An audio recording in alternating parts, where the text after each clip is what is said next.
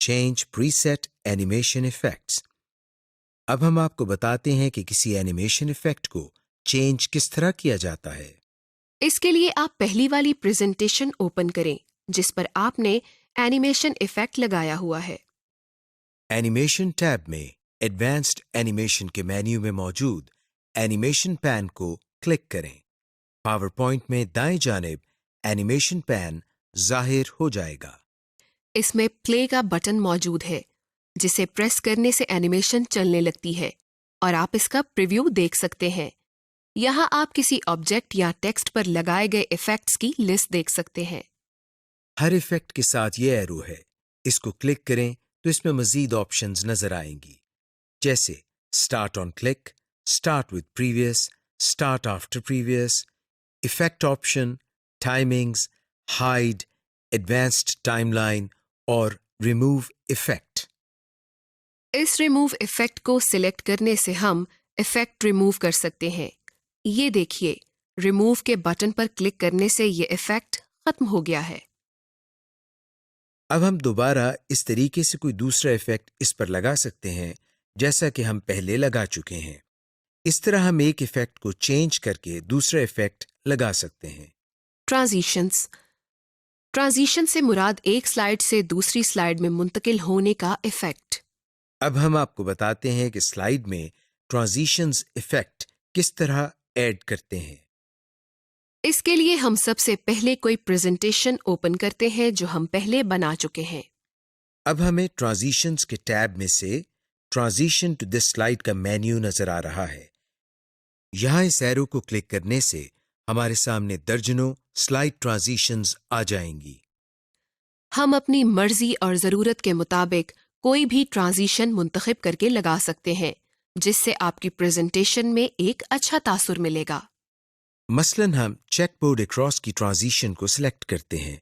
इस टैब में हर transition effect की अपनी अपनी ऑप्शंस और सेटिंग्स हैं जो हमें यहाँ इफेक्ट ऑप्शंस में मिलेंगी, जिनकी मदद से आप इन ट्रांजिशन इफेक्ट्स को कस्टमाइज्ड कर सकते हैं। इसी टैब में टाइमिंग का मेन्यू भी है जिसमें आपको साउंड, ड्यूरेशन, एडवांस्ड स्लाइड और अप्लाई टू ऑल की ऑप्शंस नजर आ रही हैं।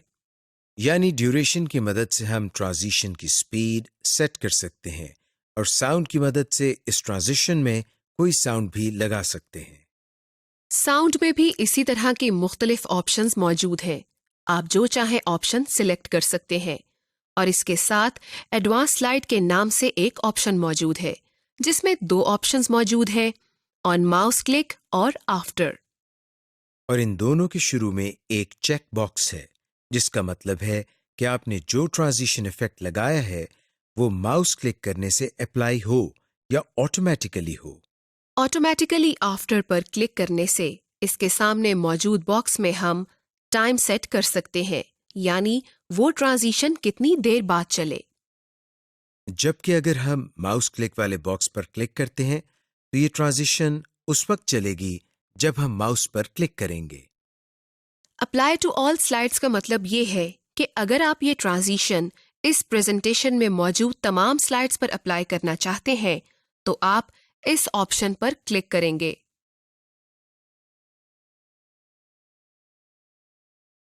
इसके अलावा इस टैब में प्रीव्यू की ऑप्शन है जिस पर क्लिक करने से आपकी प्रेजेंटेशन स्लाइड पैन में ही प्ले हो जाएगी। To view a slide show, delivering a presentation. इस लेसन को करने के बाद आप जान जाएंगे कि प्रेजेंटेशन को डिलीवर करने के लिए स्लाइड शो किस तरह किया जाता है। ऑन स्क्रीन नेविगेशन टूल्स किस तरह यूज करते हैं और स्लाइड्स को हाइड किस तरह किया जाता है।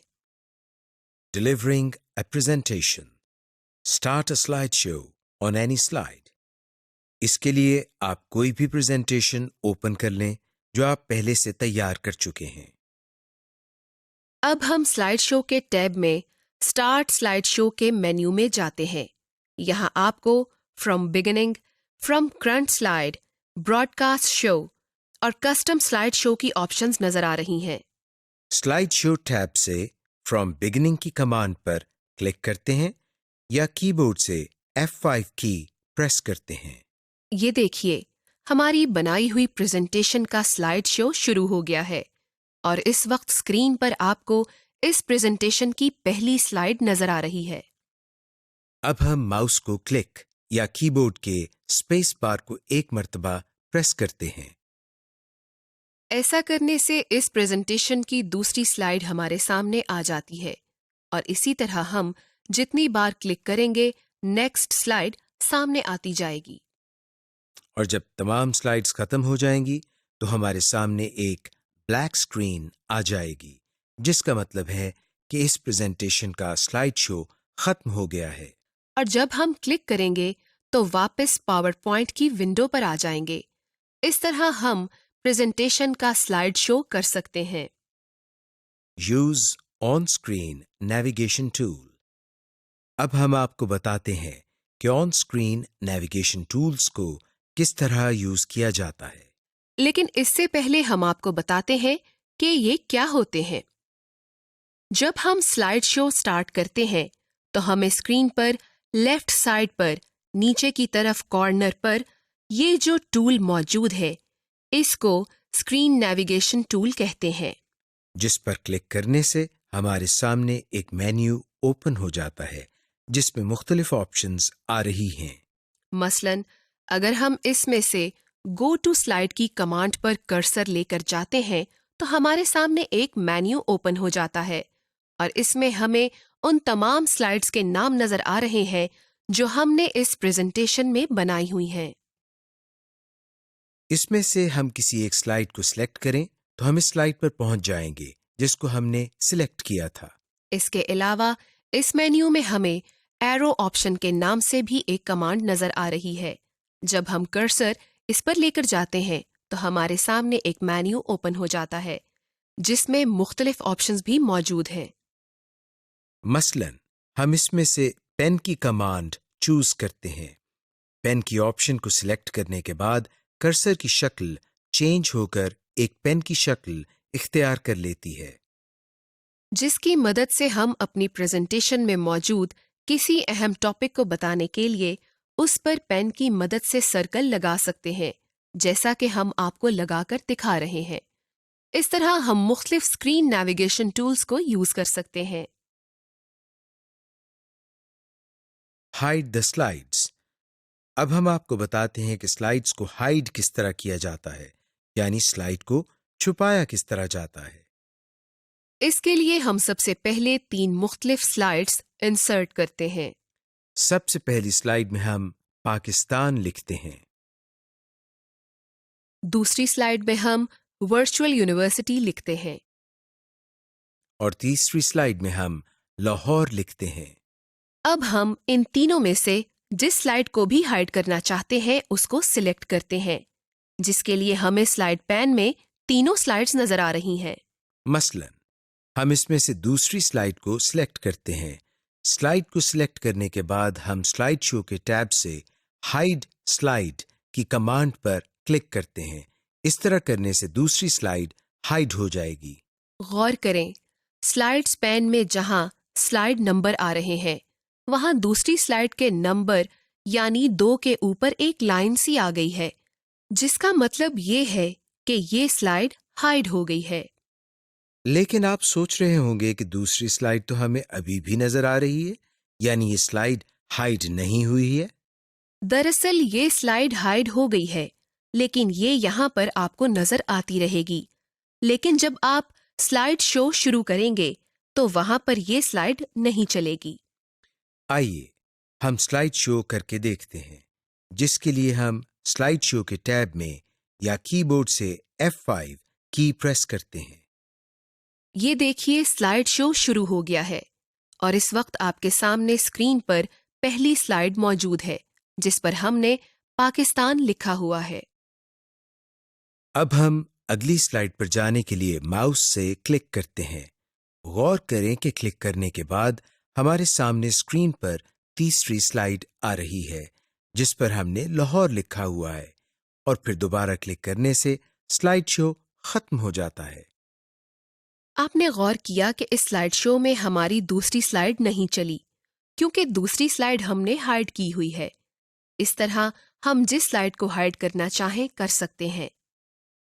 Smart art illustrations. Smart art illustrations आपको प्रेजेंटेशन में बसरी मालूमात या विजुअल इंफॉर्मेशन अपने ऑडियंस तक पहुंचाने में मदद करती है।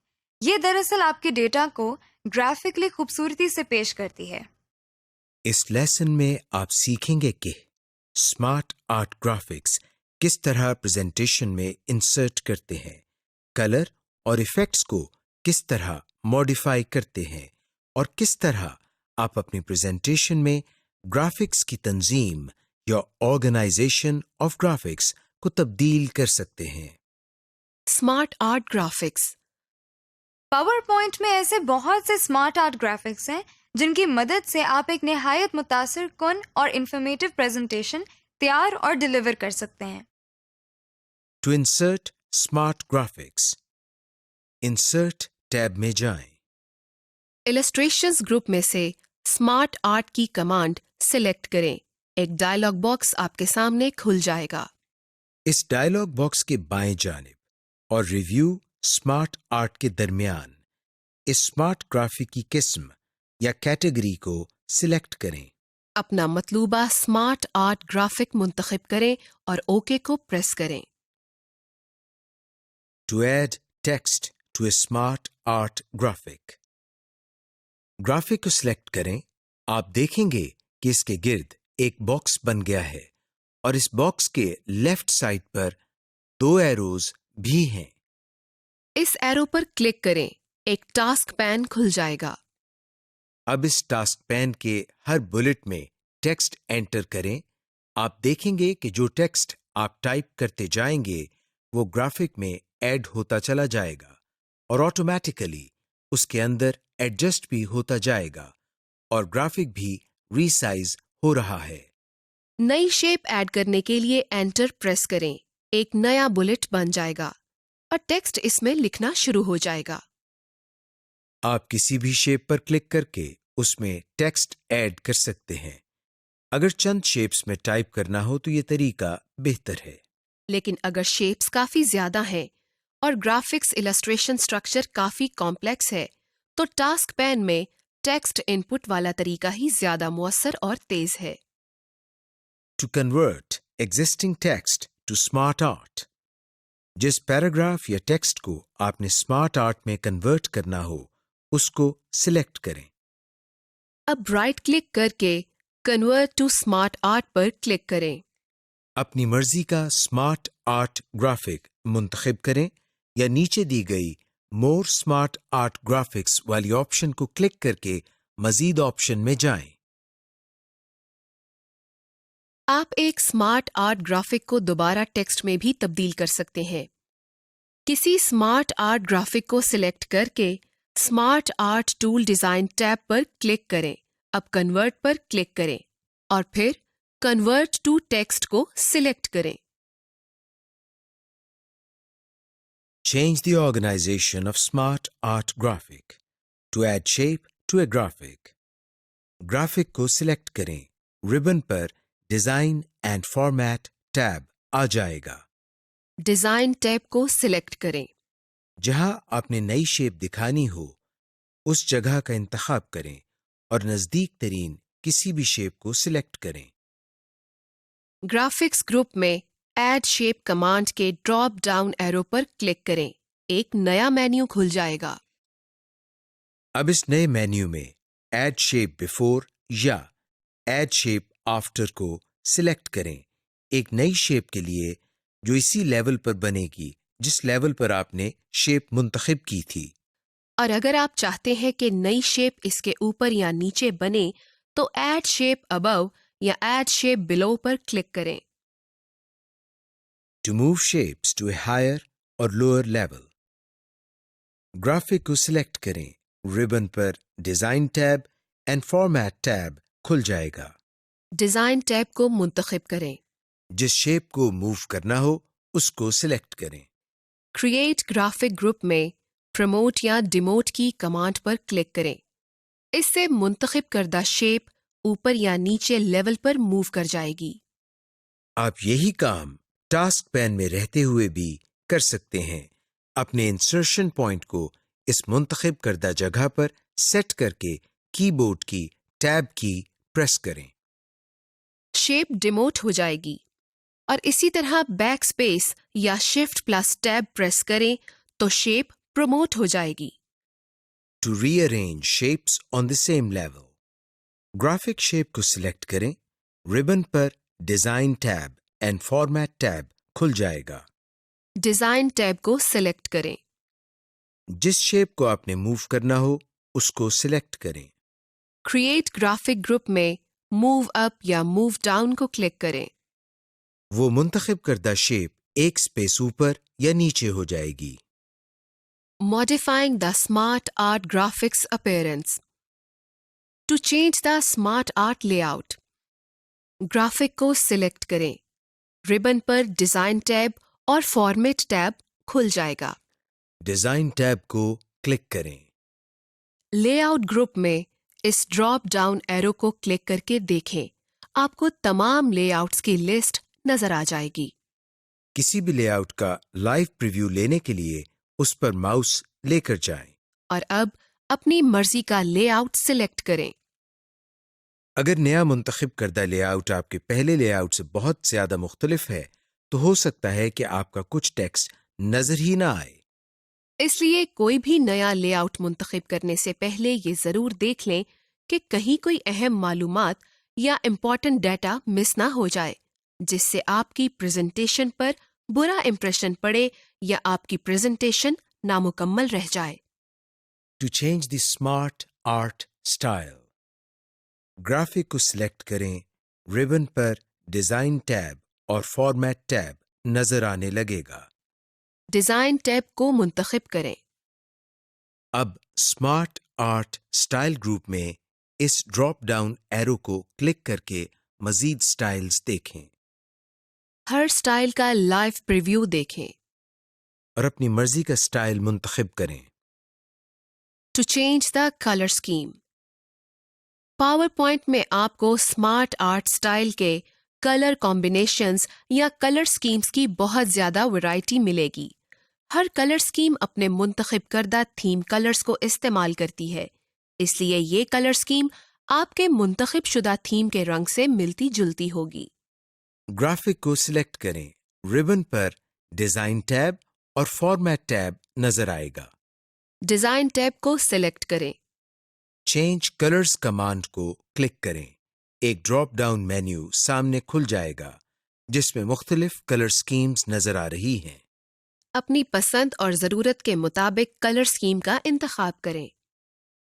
अगर आप स्मार्ट आर्ट ग्राफिक में से किसी एक शेप की अपीयरेंस को बदलना चाहते हैं तो इस शेप को सिलेक्ट करें और फॉर्मेट टैब पर क्लिक करें। अब आप इस एक ग्राफिक की शेप स्टाइल, कलर, इफेक्ट्स और दूसरी सेटिंग्स को मॉडिफाई कर सकते हैं। Document exchange. Save an existing document under another file format, rich text format, presentation template, image file format, software type और version number. अगर आप पहले से मौजूद प्रेजेंटेशन को किसी और फाइल फॉर्मेट, मसलन rich text format (RTF), presentation template, image file format या किसी वर्जन नंबर वगैरह में सेव करना चाहते हैं, तो सबसे पहले हम अपनी प्रेजेंटेशन को ओपन करते हैं। ओपन करने के बाद फाइल के टैब से सेव एज की कमांड पर क्लिक करते हैं। जैसे ही हम इस पर क्लिक करते हैं तो ये देखिए हमारे सामने सेव एज के नाम से एक डायलॉग बॉक्स ओपन हो गया है।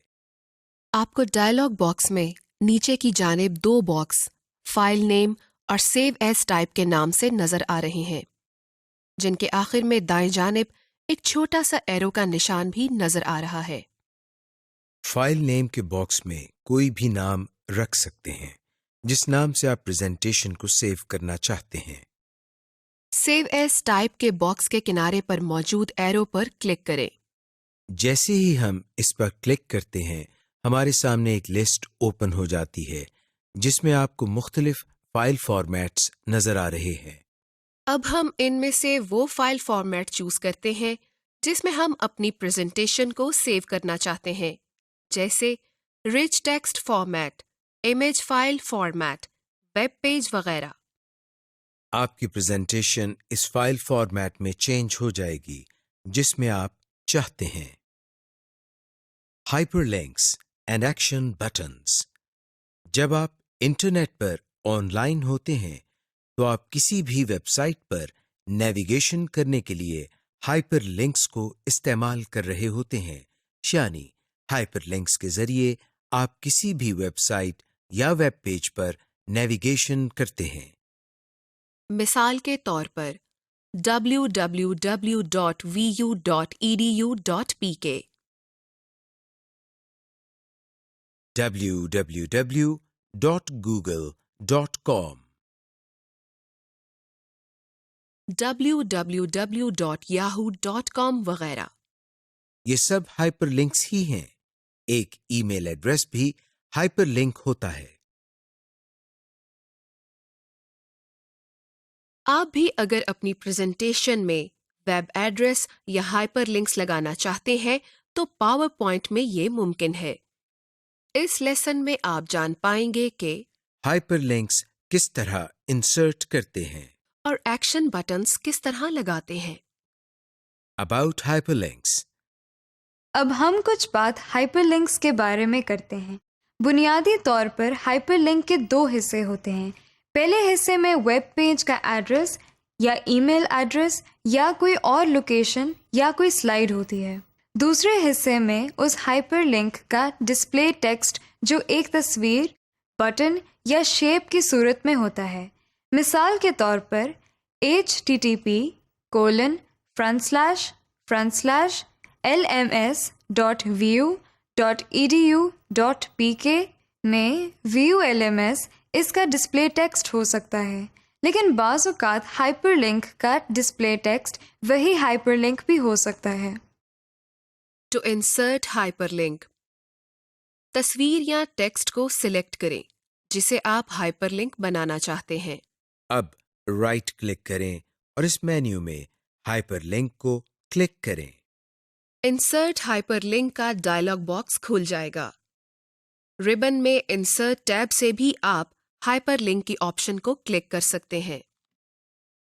यहाँ टेक्स्ट टू डिस्प्ले में आप अपनी मर्जी का डिस्प्ले टेक्स्ट लिख सकते हैं। आप इस टेक्स्ट को जिस वक्त चाहें तब्दील भी कर सकते हैं। अब एड्रेस के फील्ड में हाइपरलिंक का एड्रेस टाइप करें। ओके क्लिक करें। अब ये सिलेक्टेड टेक्स्ट एक वेब एड्रेस का हाइपरलिंक बन गया है। To insert a hyperlink to an email address, text या इमेज पर क्लिक करें और हाइपरलिंक का मेन्यू खोलें। हाइपरलिंक का डायलॉग बॉक्स खुलने पर ईमेल एड्रेस पर क्लिक करें। यहाँ ईमेल एड्रेस लिखें और ओके का बटन प्रेस करें। यहाँ ये बात काबिल जिक्र है कि पावर पॉइंट आपके लिखे गए ईमेल एड्रेसेस, वेब एड्रेसेस को खुद ब खुद हाइपरलिंक तस्वुर करते हुए इसको इसी हाइपरलिंक के फॉर्मेट में लिखता है। यानी जब आप कोई वेब एड्रेस या ईमेल लिखकर एंटर की या स्पेस बार प्रेस करते हैं तो ऑटोमेटिकली पावर पॉइंट इस लिखे गए टेक्स्ट को हाइपरलिंक तस्वुर करता है। To insert a hyperlink to another slide, selected text या इमेज पर राइट क्लिक करें। इंसर्ट हाइपरलिंक डायलॉग बॉक्स खुल जाएगा। इसी डायलॉग बॉक्स में बाएं जानिब प्लेस इन दिस डॉक्यूमेंट पर क्लिक करें। यहाँ आपकी प्रेजेंटेशन की तमाम स्लाइड्स की एक लिस्ट आ जाएगी। अब इस लिस्ट में से इस स्लाइड को सिलेक्ट करें जिसको हाइपरलिंक करार देना है। ओके को क्लिक करें। अब आप अपनी प्रेजेंटेशन में नेविगेट कर सकते हैं। To insert hyperlink to another file, selected text या इमेज पर राइट क्लिक करें। इंसर्ट हाइपरलिंक डायलॉग बॉक्स खुल जाएगा। इसी डायलॉग बॉक्स में बाएं जानिब एग्जिस्टिंग फाइल या वेब पेज पर क्लिक करें। इस ड्रॉप डाउन एरो को क्लिक करें और अपनी मतलूबा फाइल को तलाश करके ब्राउज करके सिलेक्ट करें। ओके को क्लिक करें। ये आपने फाइल का हाइपरलिंक बना लिया है। टू रिमूव हाइपरलिंक पर राइट क्लिक करें और रिमूव हाइपरलिंक पर क्लिक कर दें। हाइपरलिंक रिमूव हो जाएगा, लेकिन टेक्स्ट या इमेज डिलीट नहीं होगा। Inserting action buttons. Web pages, files, email address और स्लाइड्स को आपस में लिंक करने का एक बहुत मुअस्सर तरीका एक्शन बटन्स है। ये पावर पॉइंट में बिल्ट इन बटन शेप्स हैं जो आपकी प्रेजेंटेशन स्लाइड्स को आपस में और दूसरी फाइल्स के साथ लिंक करने के लिए काम आते हैं। इसके अलावा एक्शन बटन्स के ज़रिए साउंड को प्ले कर सकते हैं, कोई वीडियो प्ले कर सकते हैं। जब कोई बटन पर क्लिक करेगा तो ये एक्शन परफॉर्म करेगा। एक्शन बटन्स भी हाइपरलिंक की तरह काम कर सकता है। आप एक्शन बटन को एक स्लाइड पर भी शो कर सकते हैं और एक ही बटन को एक से ज़्यादा स्लाइड्स पर भी लगा सकते हैं।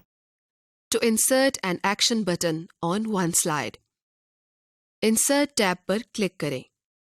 इलस्ट्रेशंस ग्रुप में से शेप्स को क्लिक करें। एक ड्रॉप डाउन मेन्यू खुल जाएगा और इस मेन्यू के आखिर में एक्शन बटन्स होंगे। अपना मतलूबा बटन मुंतखब करें। स्लाइड में मतलूबा जगह पर क्लिक करके इस बटन को इंसर्ट करें। एक्शन सेटिंग्स डायलॉग बॉक्स जाहिर हो जाएगा। माउस क्लिक या माउस ओवर टैब को सिलेक्ट करें। यहाँ माउस क्लिक को सिलेक्ट करने से मुराद है कि ये बटन सिर्फ माउस क्लिक पर काम करेगा और माउस ओवर का मतलब माउस ऊपर ले जाने पर फंक्शन परफॉर्म करेगा। एक्शन ऑन क्लिक के सेक्शन पर हाइपरलिंक टू को सिलेक्ट करें और फिर ड्रॉप डाउन एरो पर क्लिक करें और इस मेन्यू में से अपनी जरूरत के मुताबिक ऑप्शन सिलेक्ट करें। प्ले साउंड बॉक्स को चेक करें। अगर आप इस बटन के एक्शन पर कोई साउंड देना चाहते हैं, यहाँ ड्रॉप डाउन में दी गई साउंड को सिलेक्ट करें या अपने कंप्यूटर में से साउंड फाइल सर्च करके सिलेक्ट करें। ओके पर क्लिक करें। To insert action button on all slides, view tab पर क्लिक करें। मास्टर व्यूज ग्रुप में स्लाइड मास्टर पर क्लिक करें और जैसा कि आप पढ़ चुके हैं कि मास्टर स्लाइड किस तरह बनाते हैं, इसी तरीके से मास्टर स्लाइड बनाएं और मुंतखब करदा बटन को मास्टर स्लाइड में लगा दें। अब ये बटन आपकी तमाम स्लाइड्स में लग जाएगा और सेम फंक्शन परफॉर्म करेगा, मसलन प्रीवियस स्लाइड, नेक्स्ट स्लाइड वगैरह। To change the appearance of an action button को सिलेक्ट करें। ड्राइंग टूल्स फॉर्मेट टैब पर क्लिक करें। अब इस बटन का स्टाइल और रंग तब्दील करने के लिए शेप स्टाइल ग्रुप की कमांड्स जो मुख्तलिफ टूल्स की शक्ल में हैं को सिलेक्ट करें। एक्शन बटन की शेप तब्दील करने के लिए इंसर्ट शेप ग्रुप में मौजूद एडिट शेप की ऑप्शन में जाएं और इस एक्शन बटन के लिए एक नई शेप इस ड्रॉप डाउन लिस्ट में से मुंतखब करें। आपके एक्शन बटन की शेप और स्टाइल बदल गया है, लेकिन फंक्शन तब्दील नहीं हुआ। Working with tables. पावरपॉइंट 2010 में मालूमात को स्लाइड्स पर डिस्प्ले करने के लिए हम टेबल्स का इस्तेमाल भी कर सकते हैं। असल में एक टेबल एक ऐसा ऑब्जेक्ट होता है जिसमें रोज़ और कॉलम्स को एक ग्रिड की शक्ल में अरेंज किया होता है। टेबल्स को आप अपना डेटा दिखाने के लिए कस्टमाइज भी कर सकते हैं। ऑब्जेक्टिव्स। इस लेसन में आप सीखेंगे कि टेबल्स को किस तरह इंसर्ट करते हैं, टेबल स्टाइल्स को किस तरह अप्लाई करते हैं और मुख्तलिफ कमांड्स के जरिए टेबल को फॉर्मेट कैसे करना है। To insert a blank table, insert tab में टेबल कमांड पर क्लिक करें। अब अपने माउस को इन कॉलम्स और रोज पर हॉवर करें और अपने टेबल के लिए रोज और कॉलम्स को सिलेक्ट करें। अपने माउस को क्लिक करें। आप देखेंगे कि आपने जितने कॉलम्स और रोज पर माउस होवर किया था, उतने ही रोज एंड कॉलम्स के हिसाब से टेबल बन गया है। अब आप इंसर्शन पॉइंट को इस टेबल में कहीं भी क्लिक करके टेक्स्ट लिख सकते हैं। आप प्लेस होल्डर में भी टेबल इंसर्ट कर सकते हैं। प्लेस होल्डर में इंसर्ट टेबल पर क्लिक करें और अपनी ज़रूरत के मुताबिक रोज और कॉलम्स को ऐड करें। To move a table, table के किनारे या एज पर माउस पॉइंटर को ले जाएं, इसकी शक्ल तब्दील हो जाएगी। क्लिक करें और ड्रैग करके मतलूबा जगह पर ले जाएं और वहां जाकर माउस को छोड़ें। आपका टेबल वहीं प्लेस हो जाएगा। Modifying tables. To resize the table, mouse pointer को टेबल के किनारों पर ले जाकर इसके साइजिंग हैंडल्स को ड्रैग कर माउस को ड्रैग करते हुए टेबल का साइज कम या ज्यादा करें। माउस को छोड़ें, आपका टेबल रीसाइज हो गया है। टू ऐड कॉलम और रोज, जहां पर आप रो या कॉलम का इजाफा करना चाहते हैं, इसके बिल्कुल साथ वाले सेल में इंसर्शन पॉइंट को ले जाएं। Table tools layout tab. Table tools layout tab को सिलेक्ट करें और इसमें रोज एंड कॉलम्स ग्रुप पर जाएं। अगर आप नई रो का इजाफा करना चाहते हैं तो इंसर्ट अबव या इंसर्ट बिलो को सिलेक्ट करें। इसी तरह अगर आप नए कॉलम का इजाफा करना चाहते हैं तो इंसर्ट लेफ्ट या इंसर्ट राइट पर क्लिक करें। एक नई रो या नया कॉलम जाहिर हो जाएगा। टू डिलीट अ रो और कॉलम, जिस रो या कॉलम को डिलीट करना हो, इसमें इंसर्शन पॉइंट को रखकर सिलेक्ट करें। टेबल टूल्स लेआउट टैब को सिलेक्ट करें। रोज एंड कॉलम्स ग्रुप में डिलीट को क्लिक करें। एक ड्रॉप डाउन मेन्यू खुल जाएगा। डिलीट रोज या डिलीट कॉलम्स को क्लिक करें। Modifying the table style. To apply a table style, table में कहीं भी क्लिक करें। टेबल टूल्स टैब आपको रिबन में नजर आएगा। अब टेबल स्टाइल्स को तलाश करें। मोर ड्रॉप डाउन एरो को क्लिक करें और मजीद टेबल स्टाइल्स आपको नजर आएंगे। अपने डिजायर्ड स्टाइल को सिलेक्ट करें। To change table style options, यहां आपके पास 6 ऑप्शंस हैं। हेडर रो, टोटल रो, बैंडेड रो, फर्स्ट कॉलम, लास्ट कॉलम और बैंडेड कॉलम। टेबल पर कहीं भी क्लिक करें, टेबल टूल्स टैब खुल जाएगा। टेबल स्टाइल ग्रुप में माउस को होवर करें और यहां मौजूद ऑप्शंस पर लिखी एक्सप्लेनेशंस को पढ़ें और चेक बॉक्सेस को चेक या अनचेक करें। जो टेबल स्टाइल आप इस्तेमाल कर रहे हैं, ये उस पर मुनहसिर है कि टेबल स्टाइल्स की ऑप्शंस मुख्तलिफ हो सकती हैं। To add borders to a table, जिन सेल्स पर बॉर्डर लगाना मकसूद हो उनको सिलेक्ट करें। टेबल टूल्स डिजाइन टैब में अपनी मर्जी के लाइन स्टाइल, लाइन वेट और पेन कलर को सिलेक्ट करें। बॉर्डर्स ड्रॉप डाउन एरो को क्लिक करें। ड्रॉप डाउन मेन्यू में से अपनी पसंद की बॉर्डर टाइप को सिलेक्ट करें। सिलेक्टेड सेल्स के गिर्द बॉर्डर बन जाएगा। Modifying a table using the layout tab, जब आप पावरपॉइंट 2010 में टेबल को सिलेक्ट करते हैं, रिबन पर टेबल टूल्स में डिजाइन टैब और लेआउट टैब नजर आने लगते हैं। अब आप टेबल में हर तरह से मॉडिफिकेशन कर सकते हैं। यानी आप उनमें रोज और कॉलम्स का इजाफा कर सकते हैं। सेल्स को मर्ज और स्प्लिट कर सकते हैं। सेल साइज को कम या ज्यादा कर सकते हैं। रोज और कॉलम्स को तकसीम या डिस्ट्रीब्यूट कर सकते हैं। सेल टेक्स्ट को अलाइन कर सकते हैं। सेल टेक्स्ट की डायरेक्शन को बदल सकते हैं। एडवांस्ड ऑप्शंस इन पावरपॉइंट 2010। पावरपॉइंट के जरिए प्रेजेंटेशन देते हुए आपको चंद अहम नुकात को जहन में रखना चाहिए। नंबर 1, आपकी प्रेजेंटेशन कितनी देर जारी रहेगी। नंबर 2, आप इतनी देर क्या कहेंगे। और नंबर 3, कि अगर आप उस जगह नहीं हैं जहां आपकी ऑडियंस है तो वो आपकी प्रेजेंटेशन को किस तरह देखेंगे। खुशकिस्मती से पावरपॉइंट आपको कई ऐसे फीचर्स फराहम करता है जिनकी बदौलत आप एक टेंशन फ्री और स्मूथ प्रेजेंटेशन अपने ऑडियंस को डिलीवर कर सकते हैं। ऑब्जेक्टिव्स, इस लेसन में आप सीखेंगे कि प्रेजेंटेशन की रिहर्सल या मश्क करना, नी स्लाइड शोज को एडवांस में रिकॉर्ड करना। आप प्रेजेंटेशन की मुतबादिल ऑप्शंस के बारे में सीखेंगे, जैसे अपनी प्रेजेंटेशन की video banana.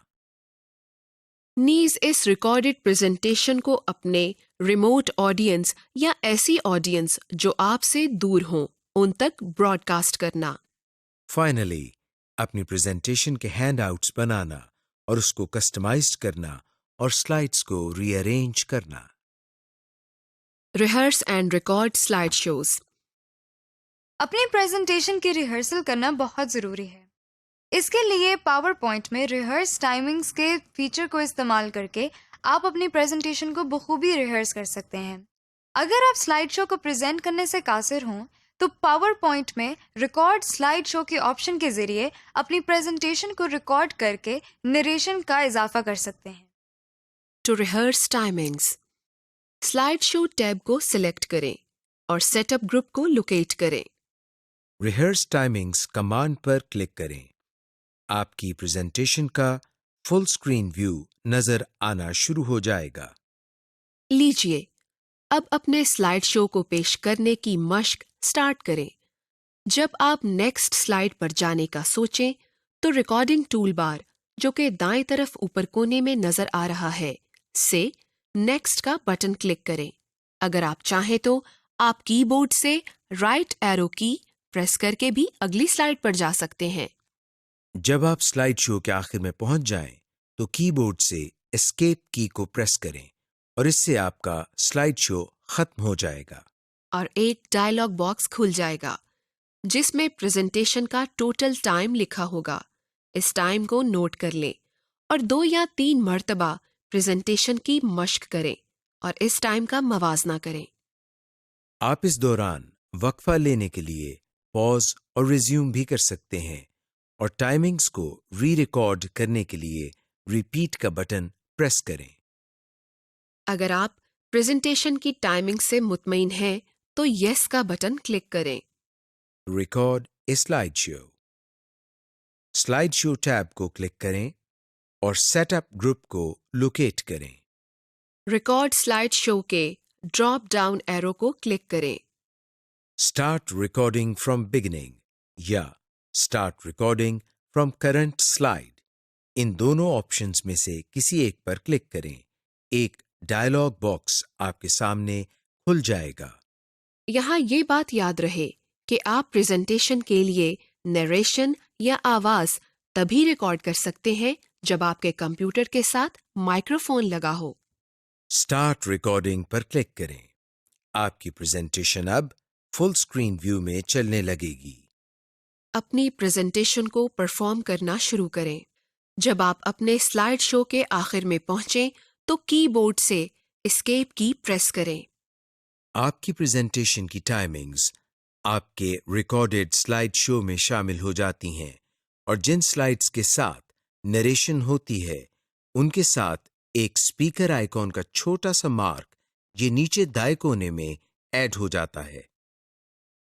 To remove narration and timings from slideshow, slideshow tab पर क्लिक करें और सेटअप ग्रुप को लोकेट करें।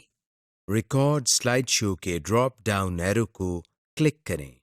माउस से क्लियर की कमांड पर क्लिक करें और आपके सामने ड्रॉप डाउन जाहिर होगा जिसमें से अपने मर्जी की कमांड पर क्लिक करें। To present your slideshow as a video, file tab में जाएं, ये आपको बैक स्टेज व्यू में ले जाएगा। सेव एंड सेंड पर क्लिक करें। फाइल टाइप में क्रिएट अ वीडियो पर क्लिक करें। अब आपके सामने क्रिएट अ वीडियो का मेन्यू खुल गया है। कंप्यूटर एंड HD डिस्प्लेज वाला ड्रॉप डाउन एरो क्लिक करें ताकि आप वीडियो क्वालिटी और साइज को मुंतखब कर सकें। रिकॉर्डेड टाइमिंग्स एंड नरेशंस के सामने वाला ड्रॉप डाउन एरो क्लिक करें। Don't use recorded timings and narrations का इंतखाब करें अगर आप टाइमिंग्स रिकॉर्ड नहीं करना चाहते हैं। क्रिएट वीडियो कमांड पर क्लिक करें। अपने कंप्यूटर में इस वीडियो को सेव करने के लिए लोकेशन का इंतखाब करें जहां आपने इस प्रेजेंटेशन वीडियो को सेव रखना है। सेव क्लिक करें। एक स्टेटस बार आपके सामने आ जाएगी जिसमें आपको वीडियो क्रिएशन की प्रोग्रेस नजर आ रही होगी। Broadcasting your slide show to remote audience. PowerPoint 2010 में आपसे दूर बैठे ऑडियंस तक प्रेजेंटेशन पहुंचाना बहुत आसान है। सिर्फ इस मकसद के लिए आप और आपके ऑडियंस के पास इंटरनेट की सहूलत होना जरूरी है। To broadcast a slide show tab को सिलेक्ट करें और स्टार्ट स्लाइड शो ग्रुप को लोकेट करें। ब्रॉडकास्ट स्लाइड शो कमांड को क्लिक करें। आपके सामने स्लाइड शो का डायलॉग बॉक्स खुल जाएगा। स्टार्ट ब्रॉडकास्ट पर क्लिक करें। एक स्टेटस बार चलना शुरू हो जाएगी। आपके सामने एक लिंक खुलेगा। इस लिंक को कॉपी करें और इसको अपने व्यूअर्स तक पहुंचाने के लिए सेंड एन ईमेल की ऑप्शन पर क्लिक कर दें। स्टार्ट स्लाइड शो पर क्लिक करें। अब अपनी प्रेजेंटेशन स्टार्ट करें। जब आप प्रेजेंटेशन खत्म कर चुके तो ऊपर पीले रंग के बार में लिखे एंड ब्रॉडकास्ट पर क्लिक कर दें।